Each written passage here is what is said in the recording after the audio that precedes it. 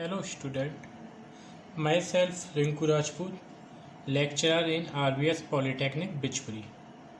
Basic of mechanical and electrical engineering की continuous classes में आप सभी का स्वागत है। इस लेक्चर सीरीज का लेक्चर नंबर 5 है। ये लेक्चर नंबर 4 में हमने बेसिकली फर्स्ट चैप्टर कंप्लीट कर लिया था, लेकिन उसका कुछ छोटा सा पोर्शन रह गया था, by chemical composition of biogas. Lecture 4 में हमने कंप्लीट करी थे आपके जो natural source of energy in environment, यानी इन्वायरमेंट में नेचुरल सोर्स क्या है एनर्जी के। Thermal power plant, hydro power plant, wind power plant, solar power plant, nuclear power plant and biomass and biogas. तो बायोगैस का लास्ट टॉपिक ये बचा है केमिकल कंपोजिशन ऑफ बायोगैस।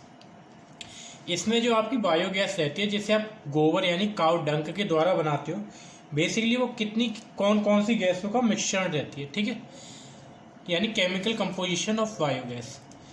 पहली होती है उसमें मीथेन गैस। मीथेन गैस ही C2H4 मीथेन, उसकी परसेंटेज कितनी रहती है 55 to 65, 55 से 65%, ठीक है। दूसरी रहती है आपकी CO2 का कितना कंपोजिशन होता है उसमें 34 to 44, ठीक है। और नेक्स्ट होती है हाइड्रोजन सल्फाइड, इसका परसेंटेज कितना होता है 1%।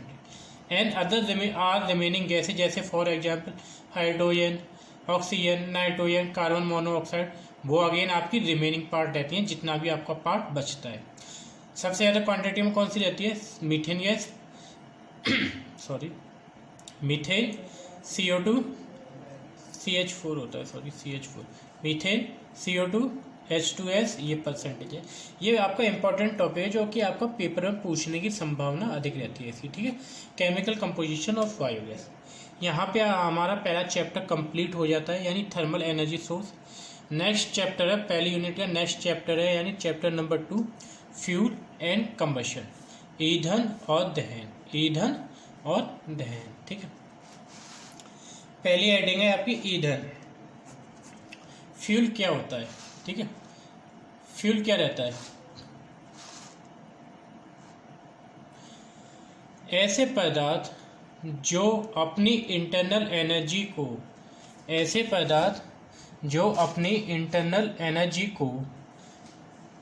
केमिकल मेथड के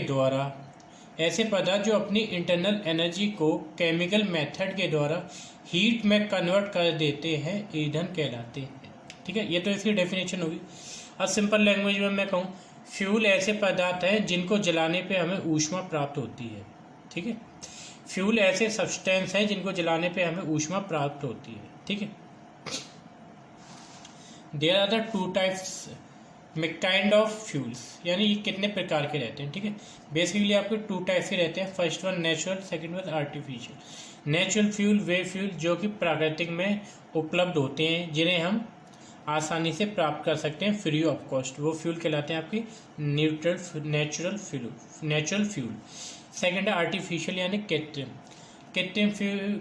ईंधन, वे ईंधन जिन्हें मनुष्यों के द्वारा निर्मित किया गया है, कृत्रिम ईंधन कहलाते हैं। For example diesel, petrol and charcoal. Petroleum तेल और डीजल और पेट्रोल में क्या डिफरेंस रहता है, जो आपके डीजल और पेट्रोल बनते हैं वो पेट्रोलियम तेल से ही बनते हैं। आपने देखा होगा जितनी भी रिफाइनरी रहती है ना, सबसे पहले वहाँ पे क्रूड ऑयल आता है, क्रूड ऑयल को बोलते हैं हम पेट्रोलियम तेल, जिसे हम डायरेक्ट जमीन के अंदर से निकालते हैं, जो कि आपका किसके द्वारा बनता है, प्राकृतिक के द्वारा। और इस पेट्रोलियम तेल को हम रिफाइनरी में प्यूरिफाई करके उसे डीजल, पेट्रोल और कैरोसिन में क्या कर लेते हैं, कन्वर्ट कर लेते हैं। नेक्स्ट टॉपिक है आपका दहन, कंबशन क्या है। दहन एक ऐसी प्रक्रिया है, दहन यानी कंबशन एक ऐसा प्रोसेस है जिसमें जो आपका फ्यूल होता है ऑक्सीजन की उपस्थिति में जलकर ऊष्मा और प्रकाश उत्पन्न करता है, ठीक है। दहन वह प्रक्रिया है जिसमें फ्यूल ऑक्सीजन की उपस्थिति में जलकर ऊष्मा और प्रकाश उत्पन्न करता है। यानी यहाँ पे एक चीज़ ऐसे ऑब्जेक्टिव आपका बन सकता है कि फ्यूल को जलने के लिए किस चीज़ की रिक्वायरमेंट होती है सबसे ज़्यादा, तो आप एग्जाम्पल दोगे ऑक्सीजन। यानी किसी भी फ्यूल को आपको अगर कंबशन यानी दहन करना हो तो वो क्या, उसके लिए किसकी रिक्वायरमेंट होती है, मेन ऑक्सीजन की, ठीक है। जो फ्यूल होते हैं वो ऑक्सीजन की प्रेजेंट में ही जलते हैं और ऊष्मा प्रदान करते हैं। जैसे आप कोयला है, कोयले को आप जलाओगे, ठीक है, कोयले को आपने जलाया तो वो क्या करेगा, आपकी हीट देगा और प्रकाश उत्पन्न करेगा। जैसे मैं सोलर लैंप का एक लालटेन होती है या मोमबत्ती का एग्जाम्पल लूँ, ठीक है। मोमबत्ती को आप सीधे कमरे में रख दोगे तो वो आपकी जलती रहेगी, ठीक है, और आपकी हीट भी प्रोड्यूस करेगी, प्रकाश भी प्रोड्यूस करेगी। अगर मैं उस मोमबत्ती के ऊपर एक क्लोज कप टाइप का एक कांच या गिलास रख दूँ तो मोमबत्ती आपकी बुझ जाएगी। क्यों? क्योंकि जो ग्लास के अंदर ऑक्सीजन होगी वो कुछ टाइम के लिए तो मोमबत्ती को जलाएगी, लेकिन जैसे ही वो ऑक्सीजन आपकी ख़त्म हो जाएगी तो मोमबत्ती का जलना भी क्या हो जाएगा, बंद हो जाएगा। इसीलिए किसी भी फ्यूल को दहन करने के लिए या जलाने के लिए हमें किस चीज़ की रिक्वायरमेंट होती है, आपकी ऑक्सीजन की, ठीक है।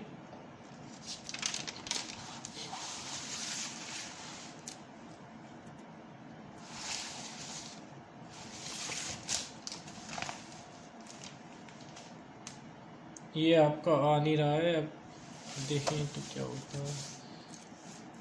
चलो इसे देखो, ये है आपका फ्यूल, ठीक है। पहला है आपका फ्यूल।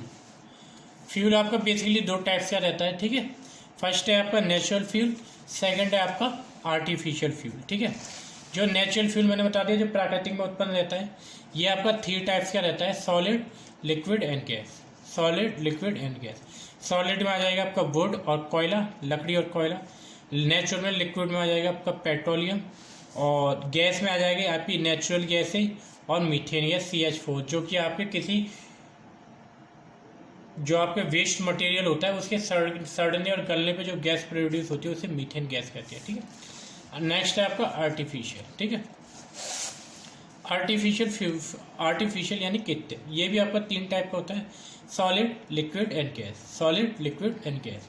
सॉलिड फ्यूल में आ जाएगा आपका चारकोल, यानी कोयले की एक फॉर्म होती है चूर्ण वाली, तो उसे क्या बोलते हैं आप, चारकोल। चारकोल। टिम्बर, टिम्बर रहता है लकड़ी को ब्लॉक काटना, ठीक है। जो ब्लॉक होते हैं वो प्रकृति में अपने आप तो कटेंगे नहीं, तो उन्हें मशीनों यानी लकड़ी को मशीनों के द्वारा गट्ठे बनाना, ब्लॉक बनाना, वो कहलाता है आपका टिम्बर, ठीक है। लिक्विड में, आर्टिफिशियल में कौन से आ जाएंगे, जो आपका क्रूड ऑयल से बनाते हो आप, पेट्रोल, डीजल एंड एल्कोहल, ठीक है। डीजल दी जाता है example of liquid fuel. Next है आपका गैस। गैस में आ जाएगी आपकी coal gas, producer gas and ammonia gas.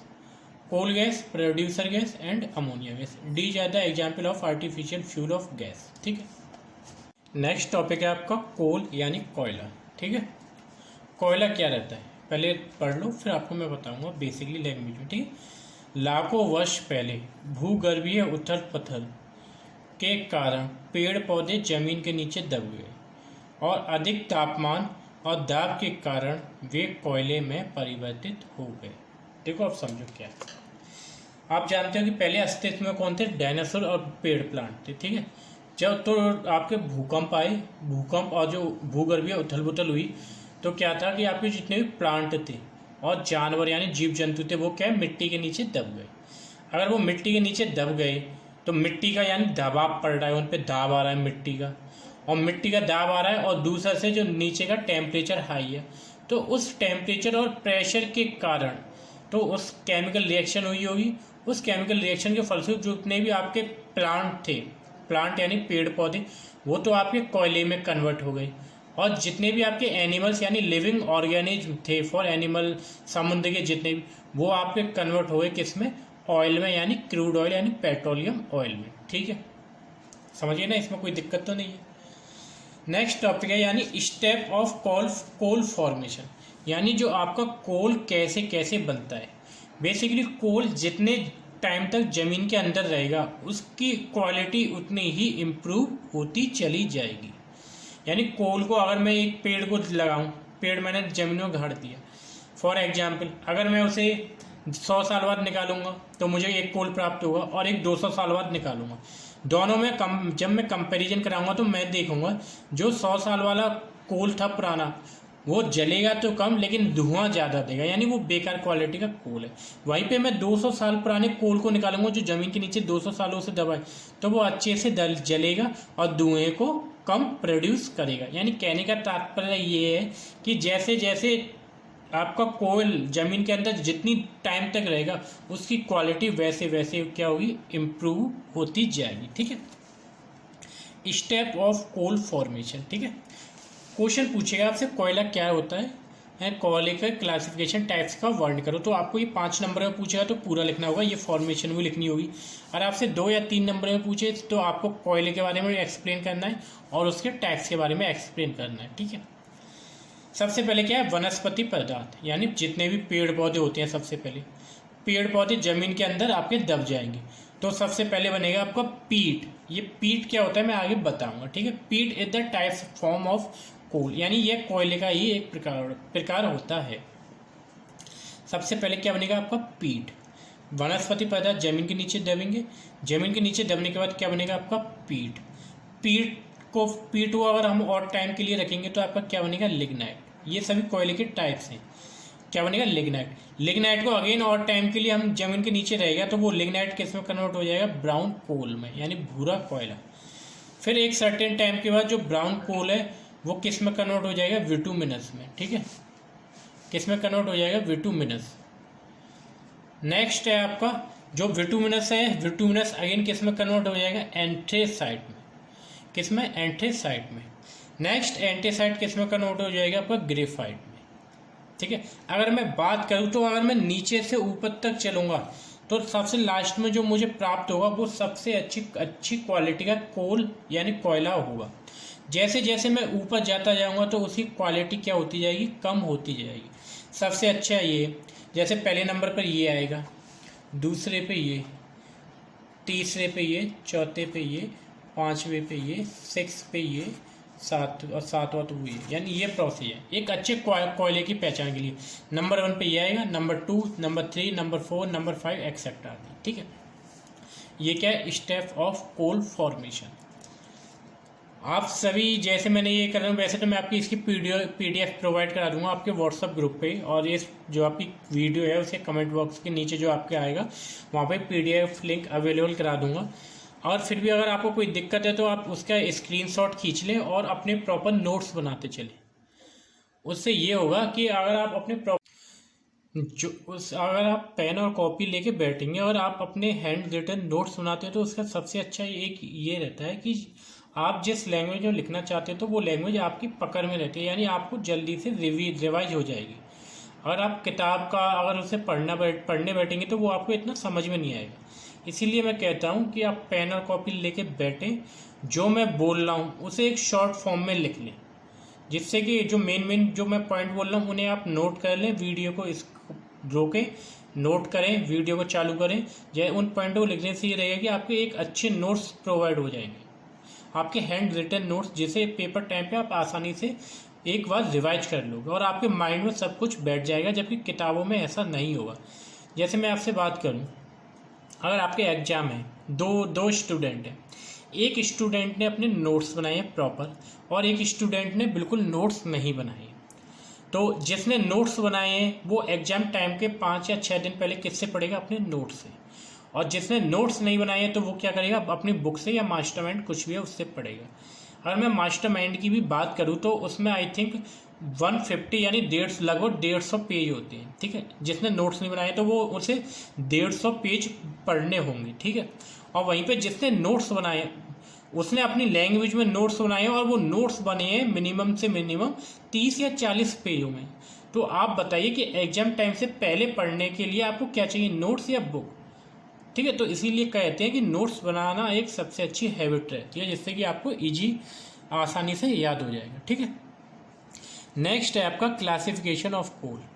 Basically आपका कोल आपका 5 टाइप्स का रहता है, ठीक है। उनके वैसे नाम नहीं लिखे, मैं एक एक करके एक्सप्लेन करूँगा, ठीक है।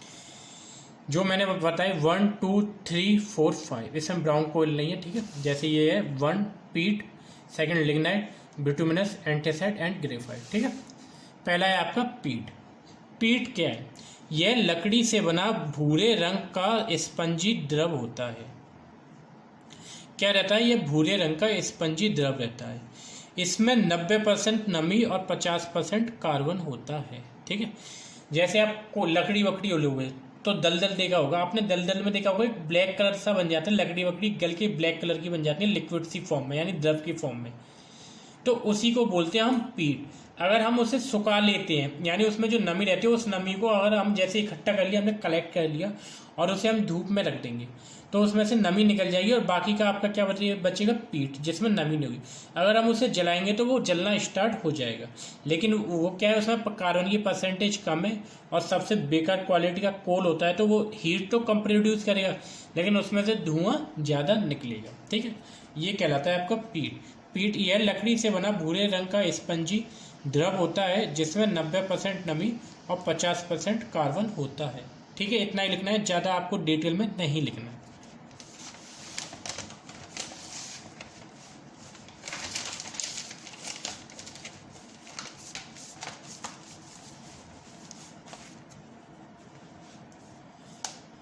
नेक्स्ट है आपका लिग्नाइट। ठीक है, लिग्नाइट क्या है, यह गहरे लाल भूरे या काले रंग का कोयला होता है।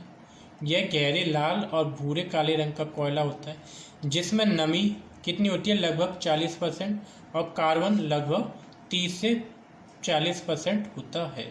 ठीक है, यानी अगर मैं बात करूँ जो पीठ है, अगर पीठ को मैं सुखा लूँगा, पीठ को अगर मैं सुखा लूँ, उसमें से नमी को रिमूव कर दूँ तो वही आपका किस में बन जाएगी, लिग्नाइट।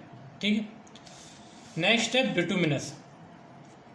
इसे सॉफ्ट कोल भी कहते हैं।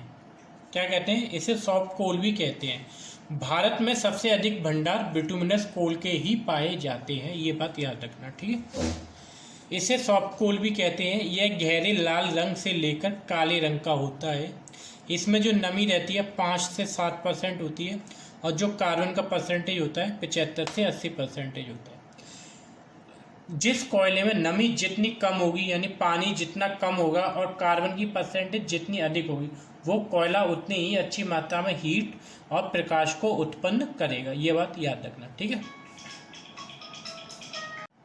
ठीक है, ये बात याद रहेगी ना सभी को कि जिस कोयले में जितनी कम नमी होगी और कार्बन की परसेंटेज उतनी अधिक होगी, वो कोयला उतना ही हीट का प्रोड्यूस करेगा। ठीक है,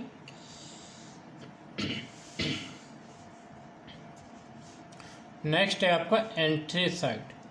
यह कोयला सबसे अच्छी श्रेणी का कोयला होता है। ठीक है, बस इतना याद रखना, यह कोयला सबसे अच्छी श्रेणी का रहता है और इसका जो रंग होता है वो ब्लैक कलर का रहता है। इसका रंग कैसा रहेगा, ब्लैक कलर का। इसमें जो नमी की परसेंटेज होती है वो 2 से 3% होती है, जबकि कार्बन की परसेंटेज कितनी होती है, 90 to 95। नमी 2 से 3 और कार्बन की 90 से 95%। जो सबसे अच्छी क्वालिटी का कोयला रहता है वो आपका एंथ्रेसाइट ही रहता है। ठीक है, नेक्स्ट है आपका ग्रेफाइट। यह कोयले में सबसे ऊंची और शुद्ध श्रेणी का काले रंग का कोयला होता है। मैंने अभी आपको बताया था एंथ्रेसाइट सबसे बेस्ट होता है, लेकिन ये ग्रेफाइट, इसमें और इसमें एक चीज़ अंतर है, देखना। यह कोयले में सबसे ऊंची श्रेणी का और शुद्ध श्रेणी का काले रंग का कोयला होता है, परंतु इसका प्रयोग ईंधन फ्यूल के रूप में ना होकर स्नेहक यानी लुब्रिकेंट के रूप में होता है। जो जितने भी कोयले मैंने अभी आपको पढ़ाए थे उन सभी को आप क्या कर रहे थे, ईंधन के रूप में प्रयोग कर रहे थे, यानी उन सभी को आप क्या कर रहे थे, जला रहे थे। जबकि जो ग्रेफाइट होता है, अब ग्रेफाइट को हम कभी जलाते नहीं हैं क्योंकि इसमें कार्बन की परसेंटेज ज़्यादा रहती है, तो इसमें से जो हानिकारक गैसें हैं वो सबसे ज़्यादा निकलेंगी यानी प्रोड्यूस होंगी।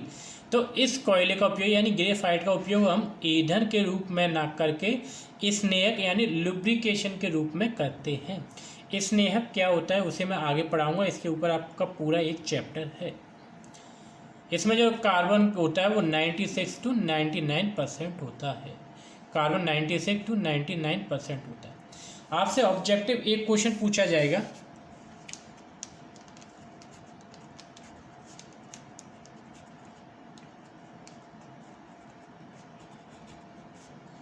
ऑब्जेक्टिव जैसे क्वेश्चन बनेगा, चाहे या किसी क्वेश्चन के साथ में 1 नंबर का अलग से पूछ ले कि सॉलिड लुब्रिकेंट कौन सा होता है, यानी ठोस स्नेहक कौन सा होता है, तो आपको आंसर देना है graphite. Graphite it is also called solid lubricant. जो आपने पेंसिल की लेड देखी है वो आपकी ग्रेफाइट की बनी रहती है, तो आप उसे क्या कह सकते हो, सॉलिड। ठीक है, नेक्स्ट टॉपिक है हमारा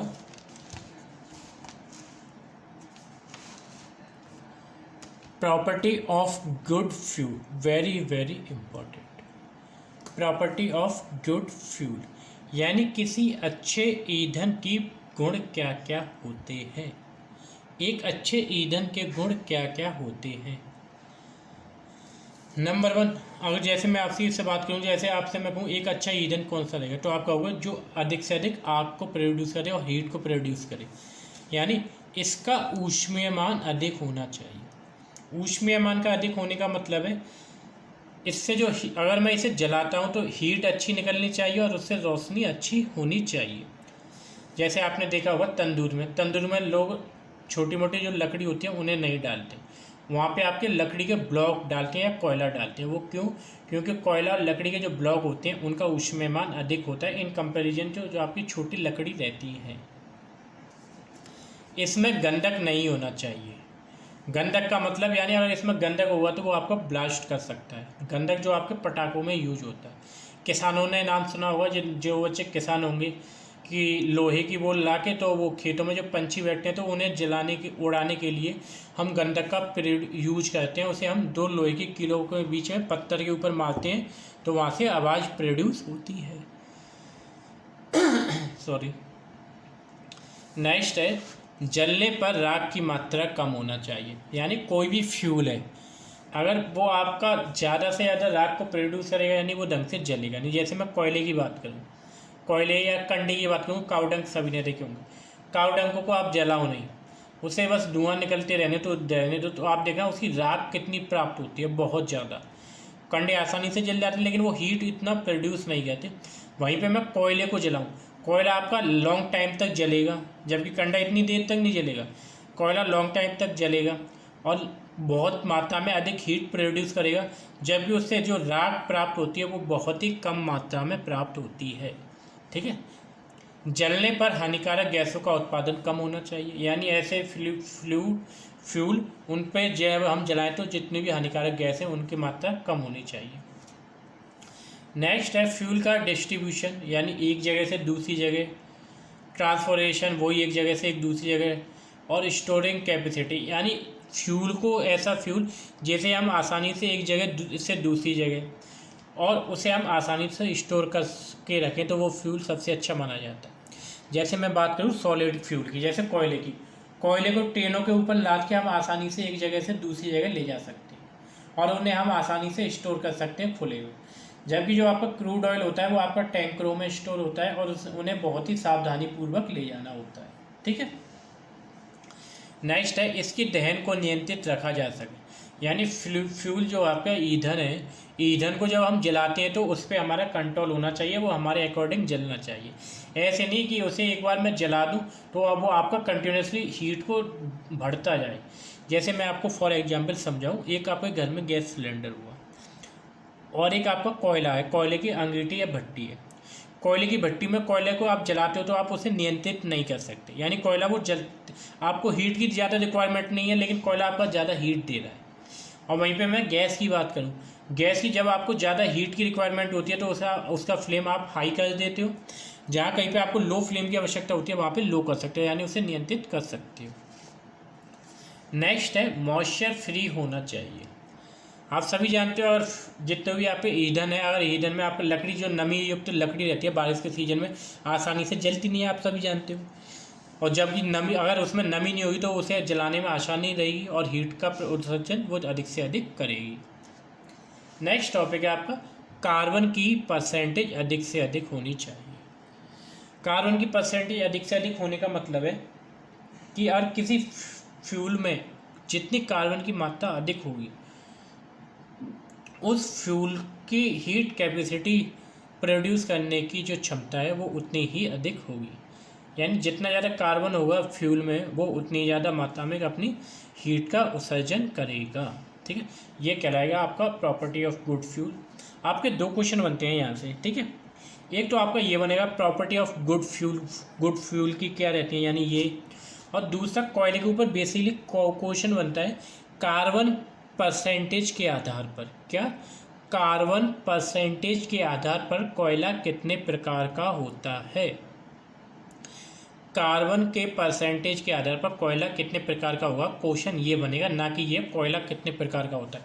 तो वहाँ पे आपको कार्बन की वैल्यू के अकॉर्डिंग आपको परसेंटेज को डिस्क्राइब करना होगा। ठीक है। अब नेक्स्ट टॉपिक है आपका कैलोरीफिक वैल्यू ऑफ फ्यूल, ऊष्मीय मान, यानी किसी फ्यूल का ऊष्मीय मान। ऊष्मीय मान बेसिकली क्या रहता है, किसी फ्यूल को जलाने पर जो ऊष्मा प्राप्त होती है आपको, उसी को उस फ्यूल का क्या कहते हैं, ऊष्मीय मान कहते हैं। ठीक है। जैसे ऊष्मा की वह मात्रा जो 1 किलोजी फ्यूल के पूर्ण दहन से जूल में प्राप्त होती है, यानी ऊष्मा की जो यूनिट होती है वो जूल, यानी 1 किलो फ्यूल को पूर्ण रूप से जलाने पे जो ऊष्मा प्राप्त होती है उसे उस फ्यूल की कैलोरीफिक वैल्यू कहते हैं। जैसे मैं बात करूं, मेरी 1 लीटर पेट्रोल है, 1 लीटर को पेट्रोल को, यानी 1 लीटर पेट्रोल मेरी पूर्ण रूप से ख़त्म हो जाए और उससे मुझे कितनी ऊष्मा प्राप्त होगी, 50 वाट या 50 जूल, फॉर एग्जाम्पल समझाने के लिए। अब वो कैसे निकालते हैं, वो आपका इस फॉर्मूले के ऊपर द्वारा निकालते हैं। CV calorific value of fuel 33780 सी रहता है, यानी सी बताऊंगा 144 200 हाइड्रोजन, 9280 सल्फर, 9280 एस। जितने भी आपके फ्यूल होते हैं वो हाइड्रोकार्बन, यानी हाइड्रोकार्बन, सल्फर और नाइट्रोजन के बने रहते हैं। नाइट्रोजन की परसेंटेज बहुत ही कम रहती है तो हम उसे नेगलेक्ट के मान लेते हैं। ठीक है।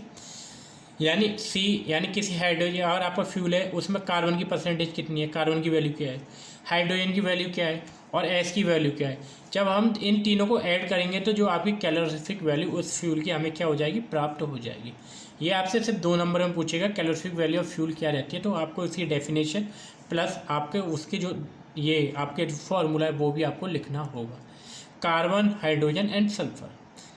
कैलोरीफिक वैल्यू 2 टाइप की रहती है। पहली रहती है कि आपकी हाइगर कैलोरीफिक वैल्यू, यानी उच्चतम ऊष्मीय मान, और एक रहता है निम्नतम ऊष्मीय मान। ठीक है। इसमें हम पढ़ेंगे, पहला है आपका हाइगर कैलोरीफिक वैल्यू। किसी ईंधन की वह ऊष्मा, क्या, किसी ईंधन की वह ऊष्मा जिसके इकाई आयतन, यानी टोटल, यानी 1 kg ईंधन को पूर्ण दहन से प्राप्त होने वाली वह ऊष्मा मात्रा जिसमें जल वाष्प संघनन से प्राप्त ऊष्मा भी सम्मिलित हो। ठीक है। यानी कहने का मतलब इसे समझो, हाइगर कैलोरीफिक वैल्यू का कहने का मतलब है कि किसी 1 kg फ्यूल को मैं पूर्ण रूप से बंद करूं, यानी जला दूं, उससे प्राप्त जो ऊष्मा होगी, एक तो वो ऊष्मा प्लस उसके द्वारा जो जल वाष्प संघनन, संघनन का मतलब होता है कंडेंस,